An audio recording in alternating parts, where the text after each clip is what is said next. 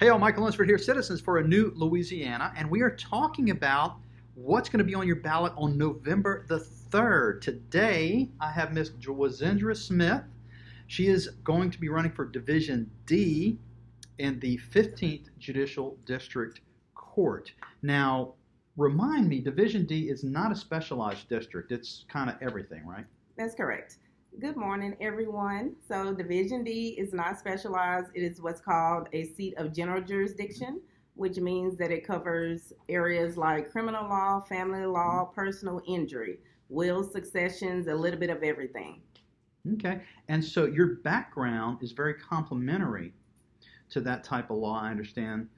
You've actually practiced in all of those areas. You're not just criminal or not just family. You've done defense work. You've done all of these things. So as a judge, you will be presented with all of the different types of law. And so that's kind of your strength, right? That's correct. And I think that as a judicial candidate, that's what makes me so strong, because you want a judge that understands all the different areas of law. When I first started my practice, I started out at Davidson Moe, and I was doing insurance defense there. In other words, representing corporations like Walmart, Winn-Dixie, stuff like that. I've also done family law. I've done a lot of pro bono family law, over 600 hours that I can count in family law pro bono. I've also done family law paid. I've done civil litigation, personal injury. I'm barred in Louisiana and in Texas. I'm admitted in all the federal courts, Middle District, Western District, Eastern District, and the U.S. Fifth Circuit here. So I definitely have the diverse background that I think that your next 15th JDC judge Division D needs. Now, you're not, I mean, obviously you're a lawyer, but you're not just a lawyer. You also serve the community in a variety of ways. I think you and I talked about the Wills for Heroes. What is that program? How does that work? So that is a program that is put on by the Lafayette Bar Association, specifically the Young Lawyers Division. And what that is we pick a hero. We've done firemen, policemen, and that's usually a Saturday that they come in and we do a will for them, because we want to show them how much we appreciate them, and if something happens, so that they'll have everything in order. Right. And that's all kind of volunteer work. And you volunteer in the, what is it called, the Lafayette Volunteer Lawyers? That's correct. All of that is volunteer work. Since I began my practice, I've been volunteering for Lafayette Volunteer Lawyers, and I've done a whole bunch of family law cases. From my count, I believe over 84. And that's a lot. Over 600 hours. Wow. I've gotten countless awards from the Lafayette Bar Association for that. And not that I do it for the awards, but I do appreciate the recognition and, just paying it forward for our community. Right. You had mentioned earlier that you didn't arrive at where you are in life today by yourself. You had help, and so you wanted to give back to the community. And I thought that was a very inspirational thing to say, and fantastic. And obviously, you're doing that. What are the other organizations? You'd mentioned one other one I can't recall. So I've been involved in our State Bar Association as well. I'm currently the Board of Governors member for this district. I've done the Lafayette Volunteer Lawyers Association, like I talked about before, the pro bono. I've been the Young Lawyers President in 2015 through 16. It's been so much that I've done, and 10 minutes wouldn't even cover everything that I've done. So now, going back to like qualifications and how you got where you are, you were at Southern University Law School in Baton Rouge, and you managed to finish top of your class, even though you were a single mother at the time.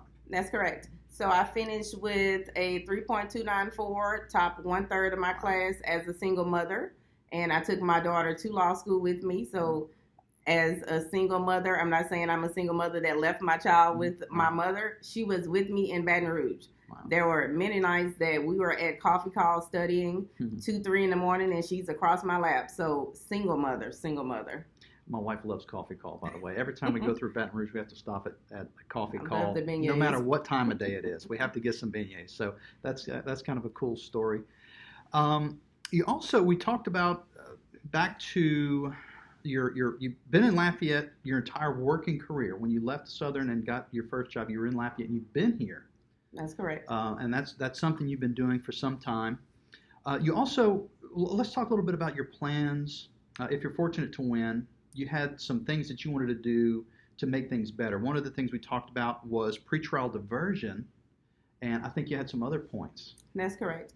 So when I'm elected on November 3rd, because I've already claimed that by the grace of God, there's a couple different things that I want to do to make the courtroom better. I would like to implement more pretrial diversion programs such as mental health abuse, domestic violence, juvenile, because the problem that we have right now that I see is we don't have enough focus on rehabilitation. Sure, we can put people in jail, when they do something wrong, but what about when they get out? Right. We need to make sure that when they get out, that they're productive members of society. Right. So those are a couple things that I want to do. I also want to make sure that the courtroom runs more efficiently, and by that I mean starting court on time. I would like to implement the use of a morning and an afternoon docket because as an attorney that's been practicing over a decade, I've seen a lot of times where I'm in court all day long just to be in front of the judge for maybe 30 minutes. So what does that mean? That means that my client is sitting outside all day long missing work. I'm missing opportunities to work on other cases. Right. So, just kind of want to streamline that and cut the cost of litigation for our hardworking citizens and attorneys. That's right, because as long as you're in waiting room and your attorney's with you in the waiting room, the meter's running. And so having things move rapidly is cheaper, not just on people who are in court, but on us taxpayers, because the meter's running on everybody else too. There's an entire support staff that has to be there and do all of that. So that's correct. But not only that, I'm not sure if you've been to the Lafayette Parish Courthouse here recently, but there's a bunch of tents that are outside, and that's our citizens that are sitting outside all day waiting to come to court. Yeah. So I'd like to cut some of that time. Yeah, that would be great. So listen, we are kind of towards the end of our video, so tell everybody a little bit, tell them why you're the best candidate for them. Okay. So I just think that I have the experience for the job. Like I talked about before, I practice in every area that this seat encompasses. So I have the practical experience. Not only that, I have the life experience as being a single mother. And it is that same type of drive, determination, motivation that I would bring to the court. Okay. And you have a website and a Facebook page and all of those things. What's the web address? Absolutely. The website is dwaforjudge.com. That's DWA for judge.com. We're on social media. The Facebook page is Dwazendra Smith for Judge. The Instagram is @DwaForJudge. Excellent. Well, thank you so much for coming in today. It was such a pleasure to get to know you. Thank you for having me. I appreciate it. And look, November 3rd will be here before you know it. So educate yourself, find out who's on the ballot.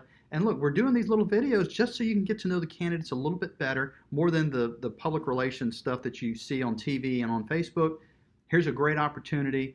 Get to know your candidate. Reach out to them. Send her a message on Facebook. Ask her questions. Find out, hey, how can I help? You can do all of those things with the modern technology. So be sure to avail yourself to that. And most importantly, know what you're going to do before November 3rd, because showing up and seeing a long list that you're going to be voting for and being surprised by that's never a good thing for a good educated voter. Absolutely. And then also just to remind everybody, early voting did start today. Okay. It runs through October the 27th. So there's another opportunity for you to vote early and not wait in line on November the 3rd. That's right. All right. Well, we're going to keep doing these, so stay tuned in. Thank y'all.